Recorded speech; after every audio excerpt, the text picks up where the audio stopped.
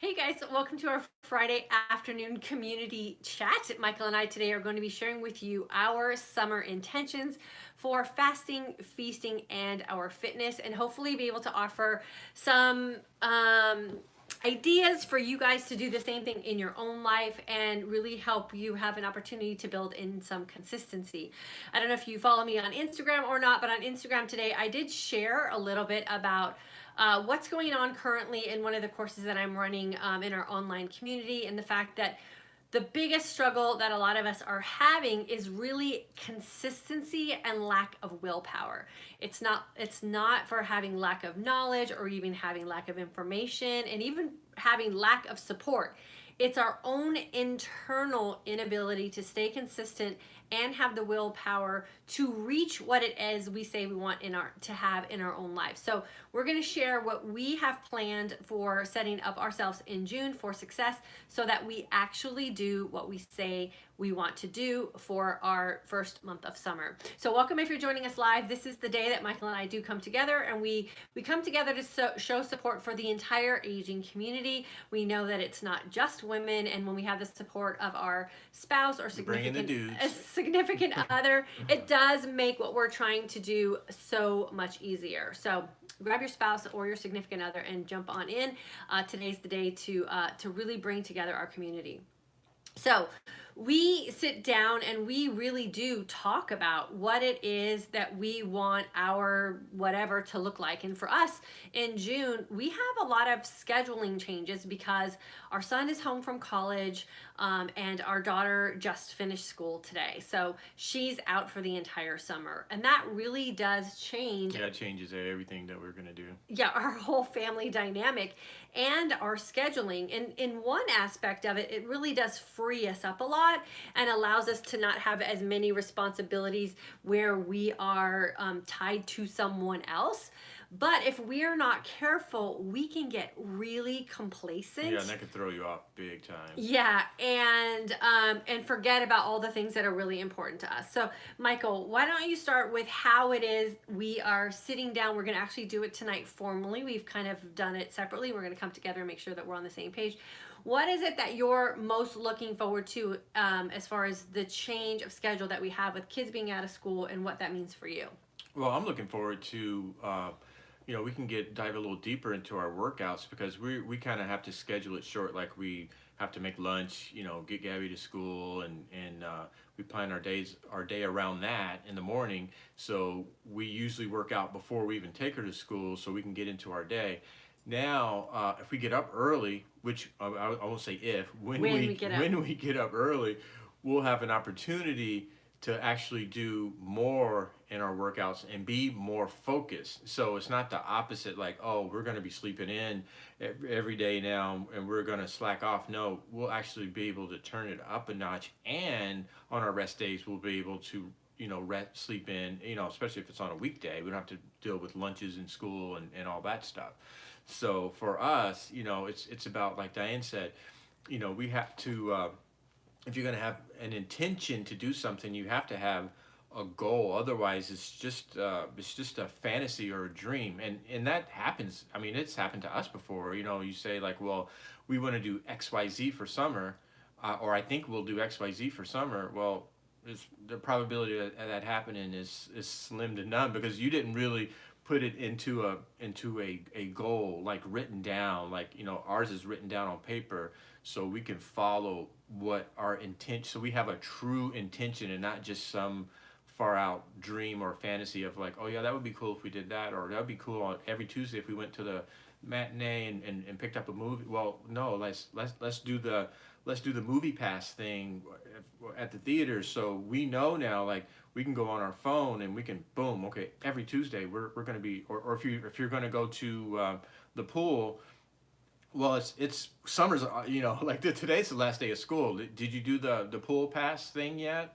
Well, if you didn't, then you're probably not going to do it. So, I mean, that's what intentions are really all about. Like, you really have to have a concrete, written down plan of action, or it's just not, summer's going to come and go, and you're going to go, oh yeah, we kind of wanted to do that thing or that vacation, or go to the pool or, work out more. Yeah, maybe next summer or Yeah. when we redo our goals in January. Yeah, that'll be my goal. Right. So I actually write all mine down in my favorite planner. So I have my passion planner here. And if you're my goal setting course, you know how I set up my passion planner.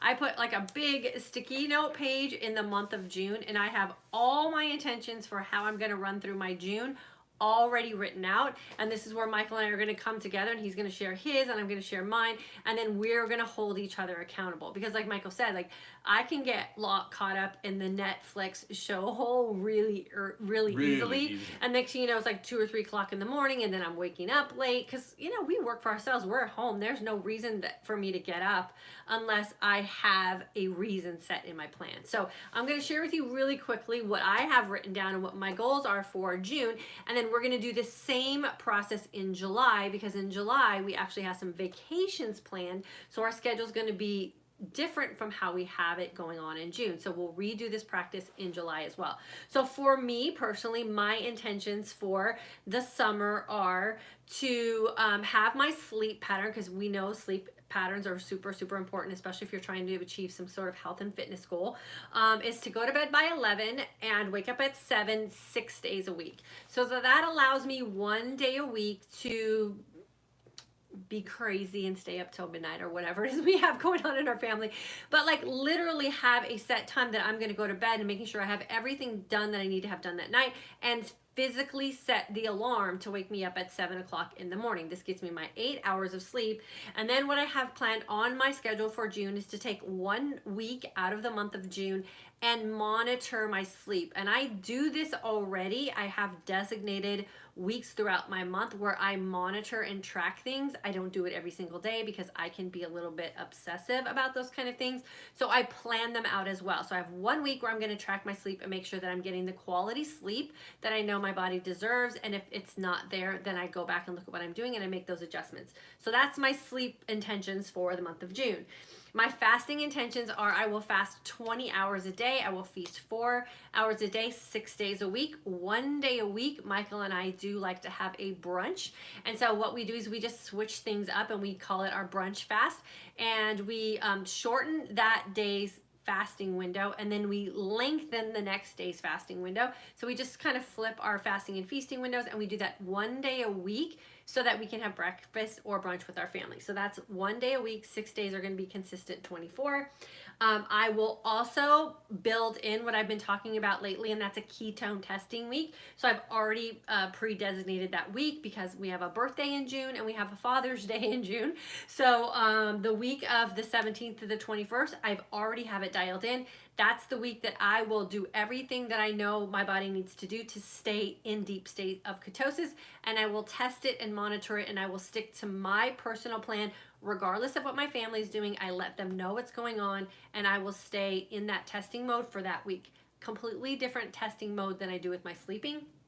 And then for my fitness, and this is where Michael and I really do come together, is I plan on working out 6 days a week in the month of June, focusing on running output. So that's a personal goal for me. I'm not running on speed. I'm not running off of how many miles, but I'm really going to work on my efficiency in my training with what I'm doing on my Peloton tread. And then 3 days a week, I'm going to do upper body strength training, and 3 days a week, I'm going to do my lower body strength training, so specific to my legs, and then I'm going to do 1 cycle class a week. So that's my fitness intentions, and I will track all of that. And then for feasting for the month of June, I've already decided that I'm going to stick with what I've been doing, and that's plant-based for the entire month with very limited exposure to cheese. And then I will do what I always do, have my breakfast shake every day, and then of course my addiction to nitro brew coffee is not going to change. And so that's what I'll use to kind of energize myself throughout the day, sticking to my 150 ounces of water. So I have a plan already set into place. So it doesn't matter what else happens in my life. This is it. This is what I'm sticking to, and I'm not going to let anything interrupt me. Michael knows my intentions. He's not going to do anything to sabotage me. He's going to be there to support me, and then likewise with the intentions that he has as well. This is how you build consistency. This is how you build willpower. Tracking it is a really fun thing to do to make sure what you say you are going to do is actually what you do, and then at the end you have something that you can measure your result off of. So if you're doing everything that you say you're going to do because you wrote it down, and you're tracking it, and the results that you got at the end aren't what you expected them to be, better or worse, then you make adjustments. And that's really how you create a lifestyle for yourself where you will be successful in all aspects of what you want to be successful at. Yeah, and something important is, like Diane mentioned, is sleeping a certain amount of hours every night. And, like, how crazy is it that we've heard this stuff for how many years? Like, you got to get X amount of hours of sleep. You got to drink the right amount of water. You got to eat the right kind of foods. You got to get the right, I mean, it's the same stuff. When you hear these new reports come out, they always say the same stuff. Why is that? Well, I'm starting to learn, and something I really want to focus on is what are circadian rhythms? What does that mean? It means something for your sleep, but it also means something for every part of your being. Everything's in a rhythm. Your liver's in a rhythm. Your heart's in a rhythm. Your hormones are in a rhythm.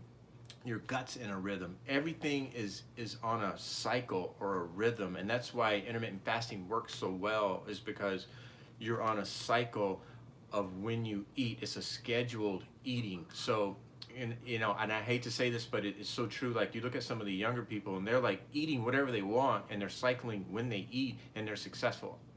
Us older people, or I should say more mature people, we can't approach it that way because it doesn't really work as well for us. Right.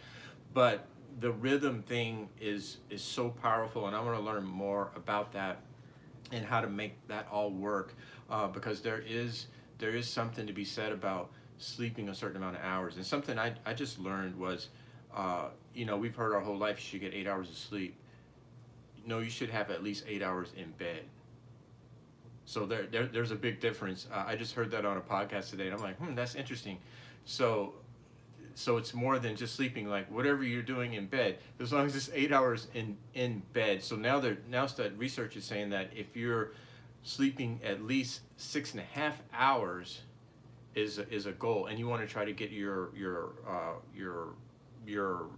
deep sleep is a goal too. So right, and you have to monitor things until you really have connected how your body is looking, yes, and feeling according to the things that you're setting as your intentions. Because I could have the best intentions in the world off the top of my head, but if I'm not monitoring my progress and I'm not evaluating how I'm looking and feeling and making sure everything's going in the right direction, then for what I'm trying to achieve, it might not be the right intention. And you won't know that until you test it out and you monitor it, and then you kind of go back and reevaluate it. And a month is a really good time to be able to do that. And you also have the time to also figure out if what you're doing brings you joy, because that's another big thing with maintaining your consistency with what you're trying to do with your health and fitness. If you're not finding joy in it, you will not stay consistent with it, because it will be a chore. We already know that from things we've done in the past with workout problems that maybe didn't match our personality or our goals, but everybody else was doing it, so we jumped on board. Or maybe it's something with a diet that you were miserable the entire time you did it, so the day that diet ended, you went back to doing what you normally do, because that's what brings you joy momentarily, but in the long run you find that you're just unhappy with yourself. So there is some tweaking we have to do to make sure that what we're doing is actually bringing us joy, and that is really where you're going to hit that consistency and that have that deep willpower. So I love seeing results when I monitor my sleep and my sleep is deep. I'm like, whatever I did, I'm doing it again. I got a great night's sleep. When I'm monitoring my fitness progress and I'm getting the results that I want and that I'm hoping for, and I monitor it and I see it happening, then I just rinse and repeat whatever it is I'm doing, because that is what brings me joy for me and my personality. And then I just find my rhythm in what I'm doing.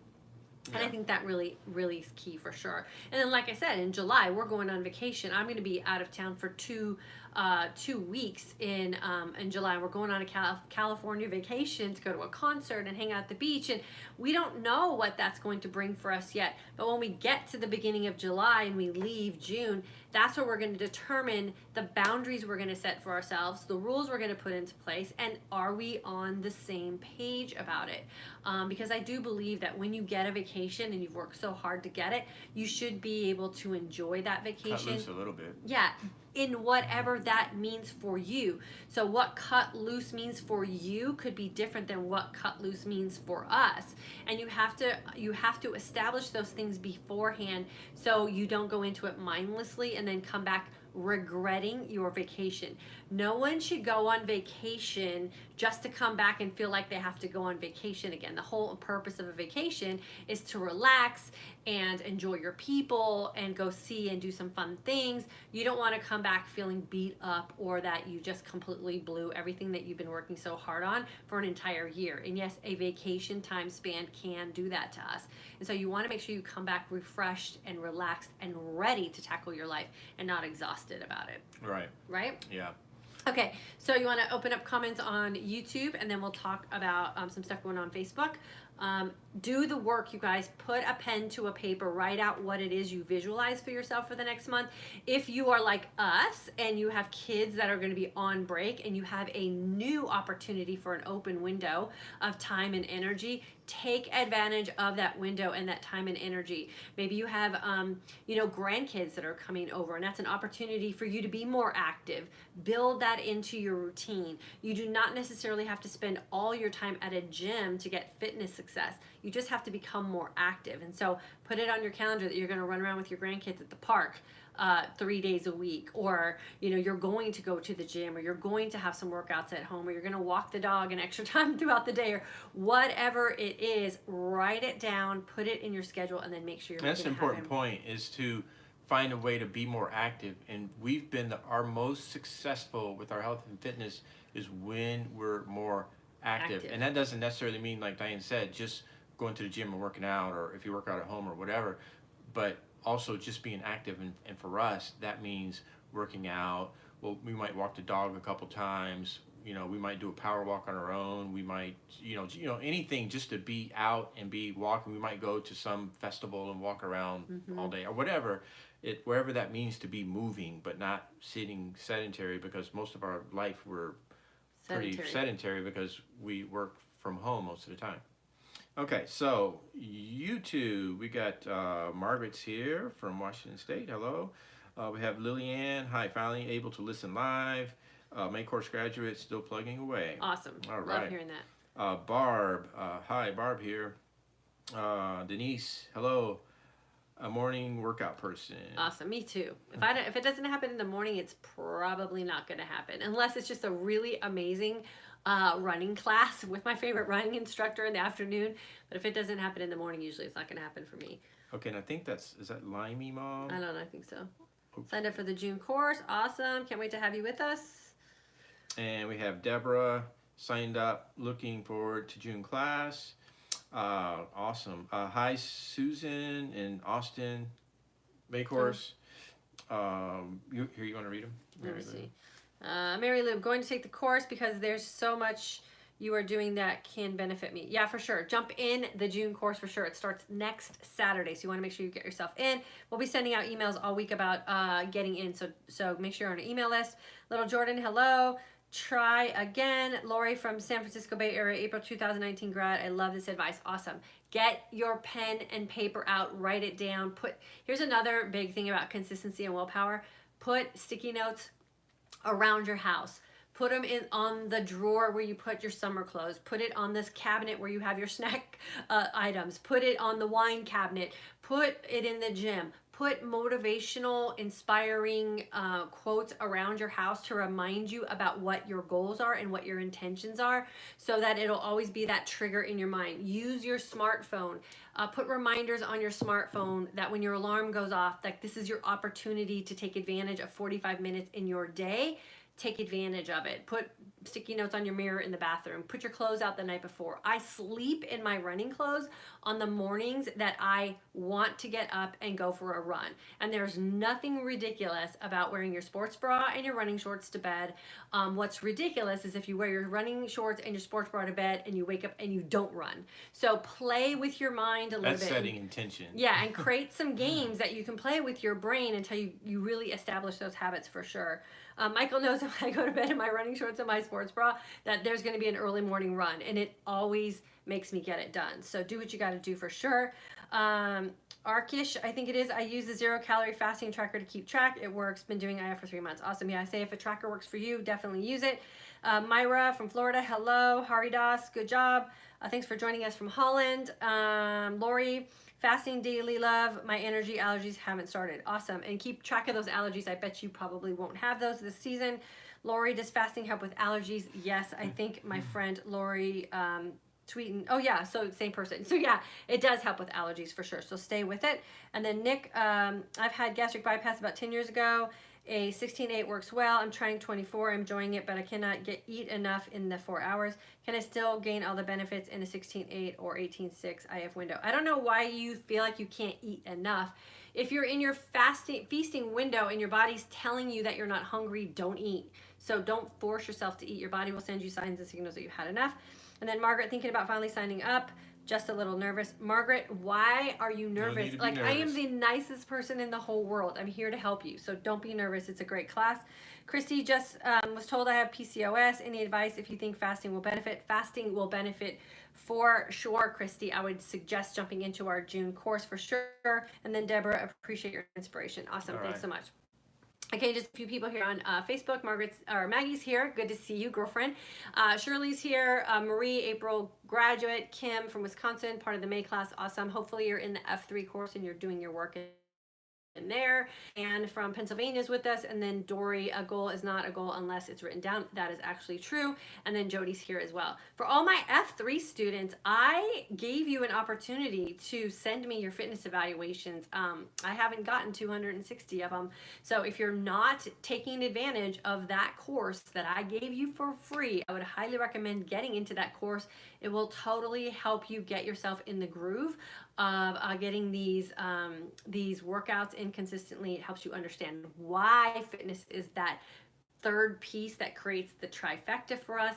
I talked to you guys about why fitness is not just for our body and our muscles, but it's for helping offset Alzheimer's and dementia, and what even just working at 50% of your target heart rate or your maximum heart rate can do for brain reconstruction. So if you're having foggy brain, or you're feeling like you're losing your memory, or you're scared about having dementia and Alzheimer's because it runs in your family, you have to start establishing a consistent fitness routine. You do not have to do burpees. You do not have to do jumping jacks.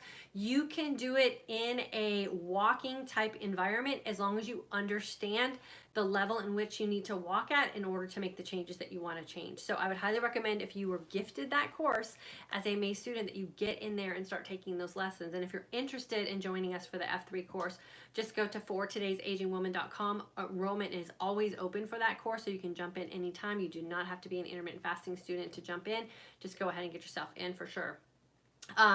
We will start the course, Intermittent Fasting for Today's Aging Woman, next Saturday, the 8th of June. I would highly recommend that you get in. It's 3 weeks. It's super fun. There is nothing to be scared about. It is a very slow, self-paced course where I teach you how to identify the signs and signals that your body's sending you so you can make the appropriate changes so that you can live the life that you want to live for sure. So nothing to be scared about at all. And then we sent an email out today. So if you're on our email list, make sure you check your inbox and make sure you receive the email.